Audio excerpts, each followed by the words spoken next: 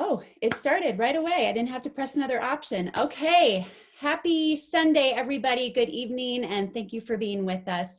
My name's Tanya Sheldon. This is my husband, Kyle.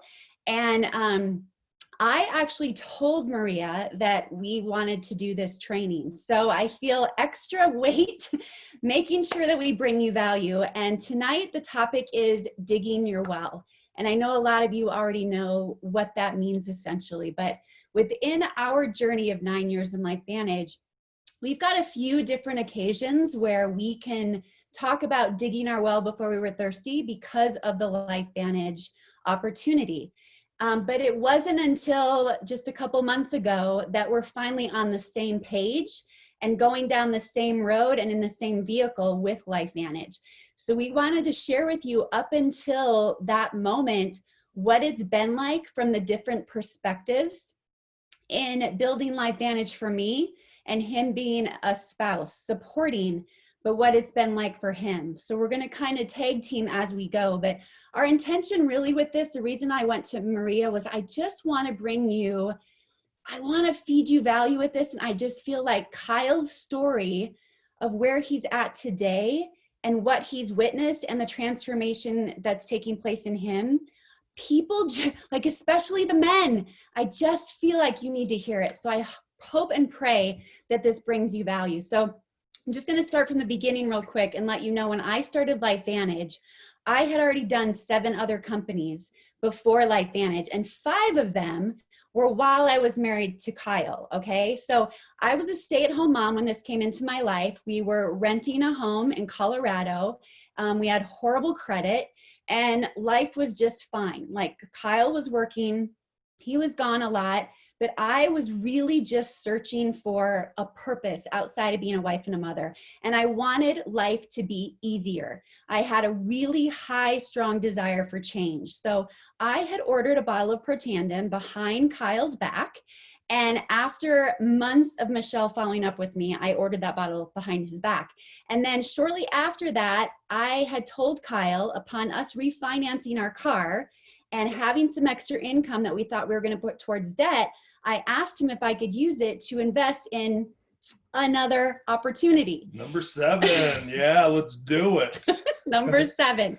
So, and then the week after I signed up for it, I was up in northern Colorado and I went to see Carrie Dickey at a home meeting, and I walked in and both Michelle Poe and I were not able to, but we shared the story that Sean had just got laid off and Kyle had just got laid off. And I had just been in LifeVantage for a week. And that really freaked me out. Like, I couldn't believe that was happening. We moved to Colorado because of that job. I was really worried. He did get severance, but I went to work. I just started working and built a team very quickly. So I was super coachable and I showed up at everything. For you, what was it like? Well, I was just like, here we go again, and I'm just going to go along for the ride. I've always supported her. In my career, at that time, I was a regional vice president with an education company, and I kind of thought I'd made the creme de la creme and we were going to be set. So my mindset was I just had to do the 40 or the 50, 60 hours a week and travel 4 or 5 times a week. And that's what our life was going to be. And I had settled into that. I'm not afraid to work. I'm not afraid to sit down and do the grind. But as far as her getting in again, I was like, I'm all for it. It gives her some adult interaction instead of 2 little toddlers at that time that would have driven you crazy.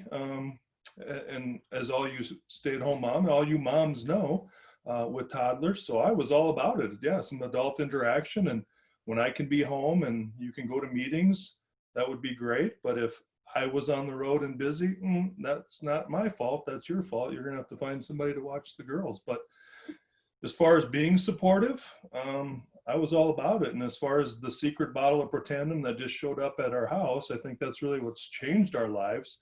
For me physically, I was pretty much crippled at that time, and I would go through airports in a wheelchair, and I'd have to board with the little silver pack from Southwest Airlines to get on the airplane first because I couldn't walk.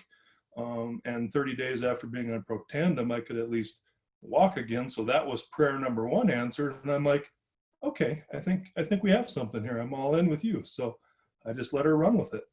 Yeah, and come fast forward to the following year, 2012, Kyle found a job in Idaho. And I was not excited. I didn't want to move. I didn't know where Idaho was. Like, who lives in Idaho? Well, the truth is, I sent an email. I said, I've been recruited to go out to Boise, Idaho. And her response was, I don't like potatoes. Which I do. But it was a joke. Like, I didn't want to go there. It was away from everything I knew. It was away from our family. It was away from all of the relationships and the business that I was starting to build very successfully in Colorado. I had one strong leg and I was pouring everything into that leg. It was very comfortable for me to continue to build one leg rather than continue to build outside of that leg and get even more uncomfortable. But it was the greatest thing that ever happened to us, because for one, when we moved, first time of digging your well, because I worked hard enough when we moved to Idaho, I was making enough, and that was $400 a month, making enough to compensate for the pay cut that he was going to make. That was huge for us, that $400. It was everything. I was so proud of the fact that I was bringing that into our family. But moving to Idaho, it was such a blessing, because I had to figure out real quickly, like, am I going to just mope about the fact that I don't know anyone here and not make it work and use that as my excuse? Or am I going to really stretch myself and get out and meet new people? And that's what I did. I really got out, because I realized that by moving, our life was not in our hands. It was in the hands of someone else, because we had to follow a job. And I'll tell you what, too, some of that I realized later, it caused resentment in my heart that we had to keep moving for a job. And it took me further away from where I really wanted to be. So I wanted to get to work. I wanted to change that situation. And I'd always said, I want to bring him home. I want to retire him. But along the way, I realized, I don't know if that's what he wants. I don't know if he wants to be retired. I don't know if we'll get along if he comes home and we're retired, right? So I would have home meetings at our home that we were renting all the time, lots and lots of home meetings. And every time that I would have them, he was nowhere to be found. Like, he would go hide. He really had no interest in being a part of them. Like, he was just going to work. If I would go on trips, I'd go away for those trips. And I remember I'd come home so high and so excited and wanting to share things with him. But the minute I'd walk in the door, it was just deflating, because I could feel his energy, and he was just wiped out and tired of working and then taking care of the kids while I was gone. And I don't know if you had resentment because I was being filled up. No, I don't know if resentment was ever the word, because I love and respect you. So I don't know if I've ever resented any of that. But it was probably coming more from a selfish place for me. I'm already working 50, 60 hours a week. Okay, now you can go away for a weekend once a quarter. Okay, I'll get in the right mindset. We'll do daddy daycare for a weekend and go to the Dollar Tree and spoil the kids, get them on sugar highs, and that would be great. But it was exhausting. And for those that have ever been in a corporate America grind, I mean, you're in that hamster wheel. And I didn't know what it would be like to step out of it. And when that hamster wheel stops spinning, what anxiety and depression that causes in me. So I never really thought about, okay, yeah, I could do network marketing full time. That was kind of a pipe dream. That was going to be your thing. And when the home meetings were going on and we were really, really pushing hard, I mean, it was Pro 5, it was Pro 6, and we had all of our upline. We had Carrie Williams, Carrie Dickey, Maria, Sean, many, many trips out to Idaho just to really push us and support us.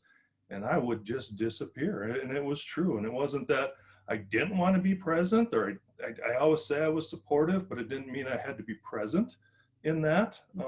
So I just kind of let you do your thing. I didn't want to ever take the spotlight away from you.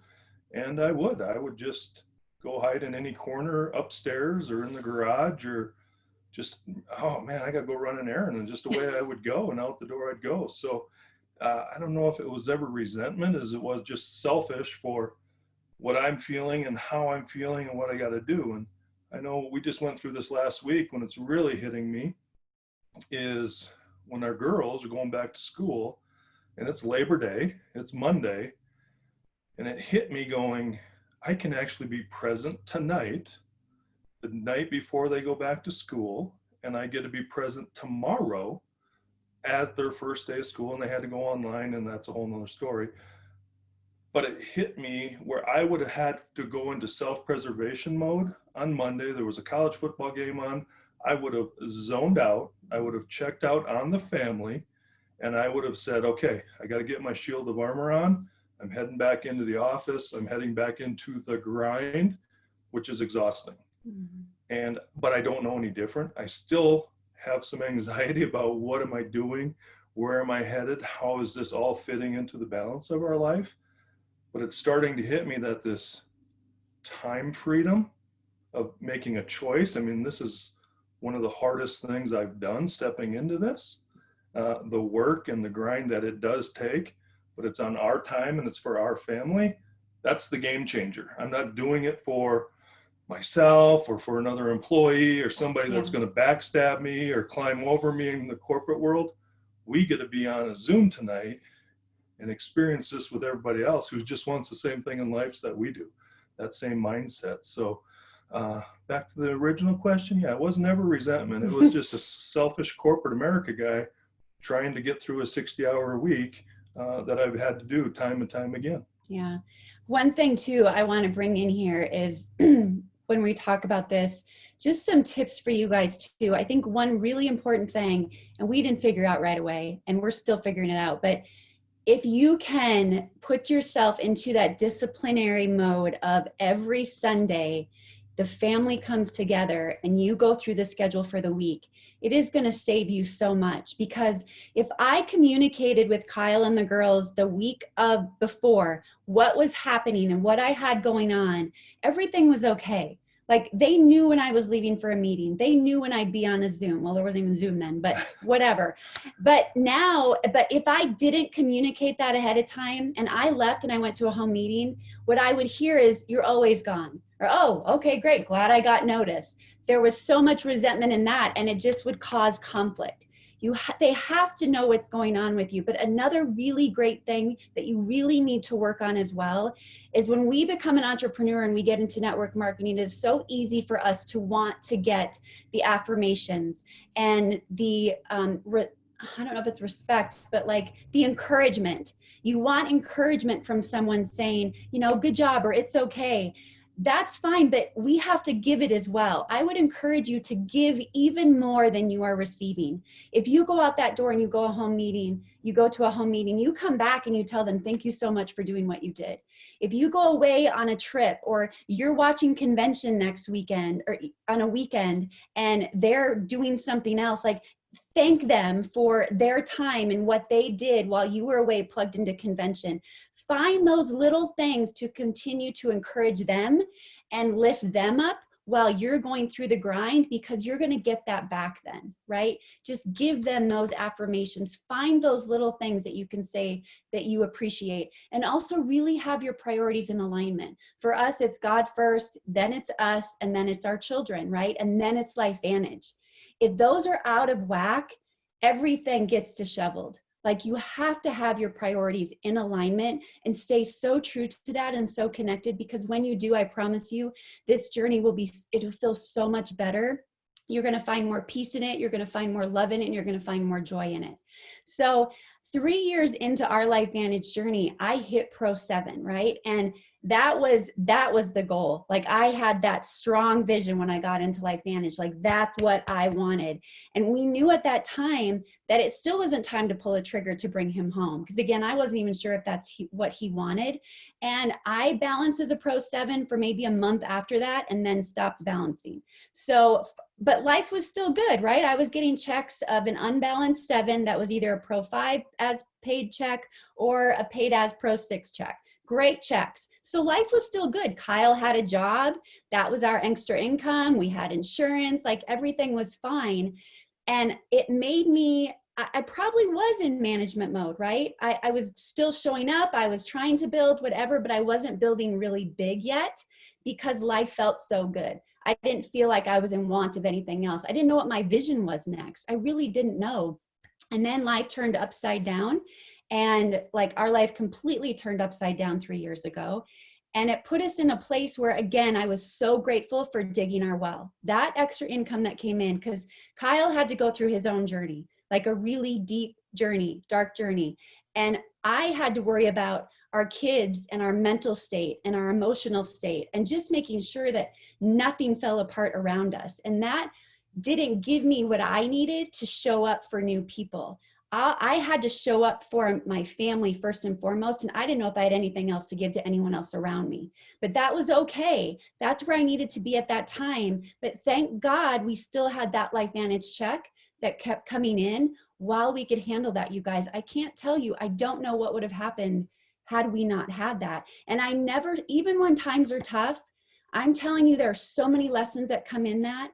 And what it showed me in those tough times, I went through a lot of questioning whether I should be a network marketer, if I'm supposed to be doing this. And God showed me very clearly that I was exactly where I was supposed to be. And it gave me this amazing freedom in knowing that I know exactly where I'm supposed to be. It changed everything for me because of a hard season. And it also gave me a vision back as well. But even when it was hard, even when it sucked, like I never stopped showing up.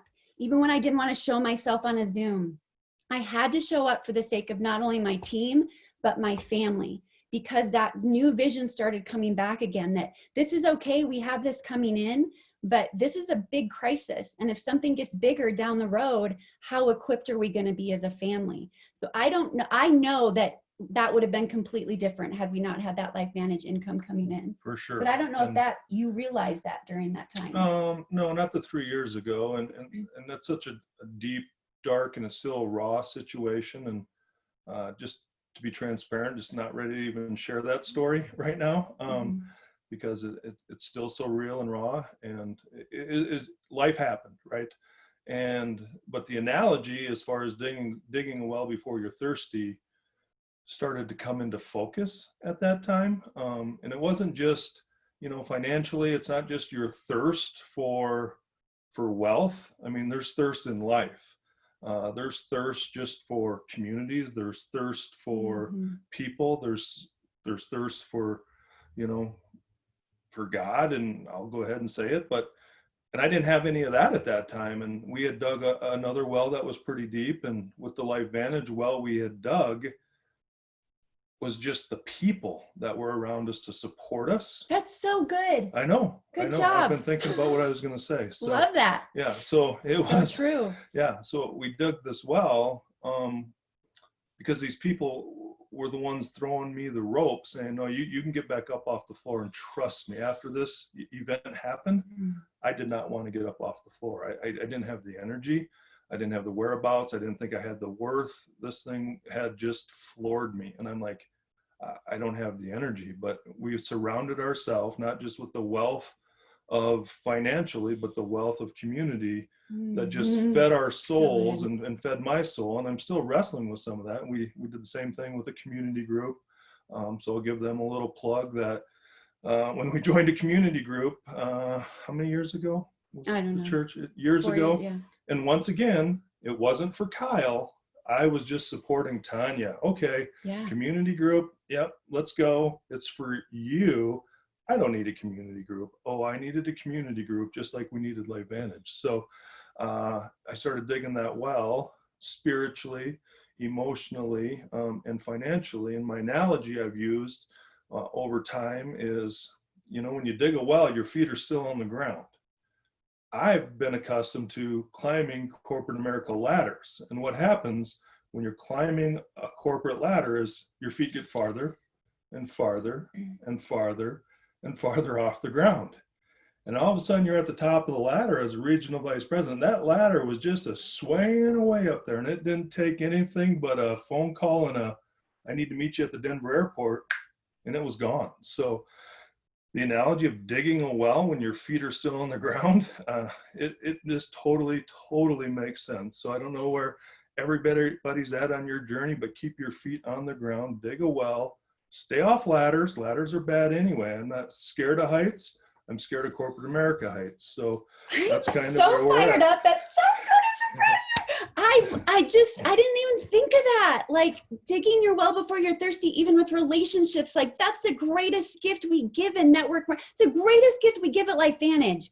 I'm like, it is so good. Like we have this team member, we have so many team members in Oregon that had to evacuate, had to leave. And just the first people that we know we can go to help them out is the LifeVantage family. And now more than ever, this is exactly why you need to get people to global conventions so they can feel and see our community. Because that's exactly right. When life really sucked and we couldn't show up, like the rope was there. Like we had dug our well because we kept showing up. You can't expect for it to be there if you're not going to show up and you're not going to put yourself out there. So you have to do that, because I promise you, your story isn't as unique as you think. We all have stories that there's going to be other people out there that can relate to yours. And that may be the one turning point that transforms everything for you in this LifeVantage opportunity. That was so good, Kyle. And network marketing to me, and I've always said this as I've been on the sidelines watching for past 9 years, is we can talk about health because we feel health. I know what it's like for me when I miss that golden pill will never not be going down my throat at 7 every single morning. It's going to happen. So we can talk about health, and everybody feels health. We can talk about wealth in network marketing because it's money. Money makes the world go round. I don't care what your position is on money, but you got to have money to eat. You got to have money to do anything, but it's not just about the money. But the third thing I talk about, and that's when everybody looks at us cross-eyed going, oh, you network marketers, and even my friends and family, as I've kind of taken this step, they kind of start looking at you and they kind of sit back in conversations because I'm weird now, right? I'm going through this self-development that freaks people out. She's not the same person she was 9 years ago, not even close. And I don't expect to be the same man I was today. I am going to be 9 years from now. And it freaks not only me out, but it freaks people out around us because of this self-development and what we go through to just develop personally that blows people's minds. And you can't quantify that with anybody. I can't sit across from anybody and tell them you're going to be different after 5 years in network marketing. They're going, what are you talking about? But I can say you're going to feel better. Oh, yeah, they can feel that. Oh, you're going to make more money. Yeah, because they can look at their bank account. But to tell them they're going to develop and grow and become just more comfortable with themselves, and that's what freaks people out about network marketing, right? Everybody looking on this call, we're all crazy now because you're in this cult. Yeah, and I'm loving every single minute of it, and I'm as new on this journey as anybody personally. I've always been here as a couple. I've always been that supportive guy, but I'm telling you, it is, I still wake up and pinch myself sometimes, and getting on a call on a Sunday night, the last 30 years, no way in Hades this was going to happen. There's a Sunday night football game on right now, and everybody is probably watching it if you're not on this call, and that's why some people aren't on that call. That was this guy. I got way more important things, but I'm not even working tonight. We're just sharing our story and our heart and our journey and just hope it impacts somebody. And that's the thing too, like as you're growing, there was a time where I felt like we were going like this, right? Growing apart, because I wanted so badly to grow more. And I always told him, I'm like, I believe you're walking around with a zipped up hoodie and you got it zipped up all the way. And God wants to unzip it. Like he wants to soften you and mold you and make you more than who you are. Like allow that to happen. And it took tragedy in his life for that to happen. But I never pushed anything on him. I never made him read the books I was reading, listen to the podcasts I was listening to. I may now, but I didn't then. And I just loved him where he was at. And I just loved him where he was at, plain and simple. And then there came that day this year in March, Kyle got laid off. And I've never seen him that low. I thought I'd saw low, but that was the lowest I've really ever seen him. And like he said, he felt like he was at the bottom and he didn't know if he wanted to get up. And because of my self-development, personal development in this business, you guys, because of that, I knew I was equipped to do what I needed to do for him to lift him up and get him going again. And then one day came where he walked downstairs and he walked into this room and he shook my hand. He said, "Hi, my name's Kyle Sheldon. I'm ready to get started." And I was like, wow, like he's never done that. I don't know if I believe him, but he's never done that. I keep showing up. And he does. He just keeps showing up. And now I love the fact that I get to see this business again and moments like this through his eyes, a brand new distributor that I'll let you speak to that. Sorry. No, that's fire. But I did say I needed two things. I needed an office chair and a laptop. I've gotten 1 out of 2. I do have a nice office chair now, so my legs don't go numb when we're sitting on Zooms and training calls. But I haven't earned the laptop yet, so I'm still working on that. But yeah.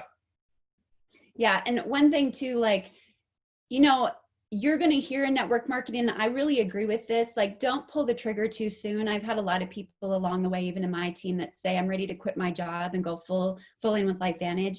You really want to make sure, the one tip I always heard was at least double your income in your job before you go all in with LifeVantage. We had not done that yet. And now at this point, like, it's an uneasy feeling, you know, to have one income, to have to pay for private insurance.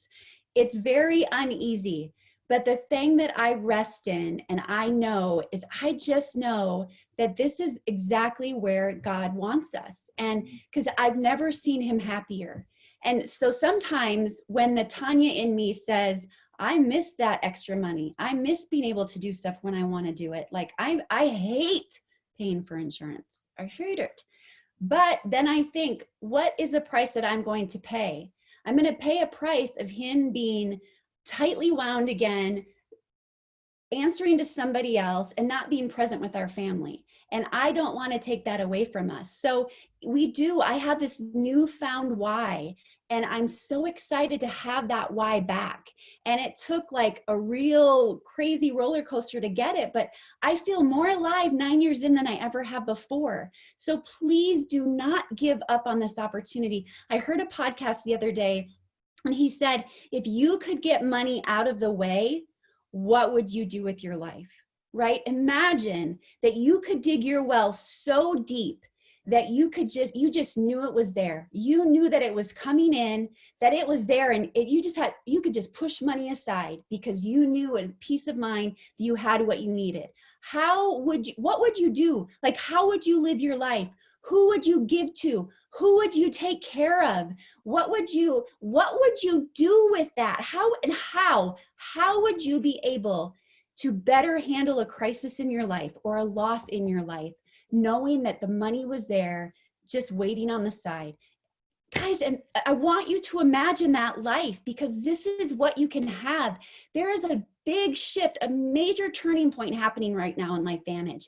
And if we don't grab a hold of this, if we don't find that why and that one true thing that we want in our life, we're going to miss it. And if you don't know what it is, Kyle's working on it. He doesn't know because he's never been in this situation. Talk about my why. My why was just to get up and grind every day. That was my why. And now when she challenges me all the time, and today, as we talked about prepping for this, honestly, my why right now is just stability, right? I've always been in this turmoil in this corporate world, and, you know, the cutthroat world, and just the things that have happened in our life, that there's just been no stability. And LifeVantage has brought us just stability. So now I got to build on that why as to what more there is. And I just love when we're with our mentors, the Poes, and Michelle just says, I just want money in the bank so I can go when I want to go, and I can give when I want to give. And you know what? That's really all I want to do. I want to be able to go when I need to go, and I want to be able to give when I want to give.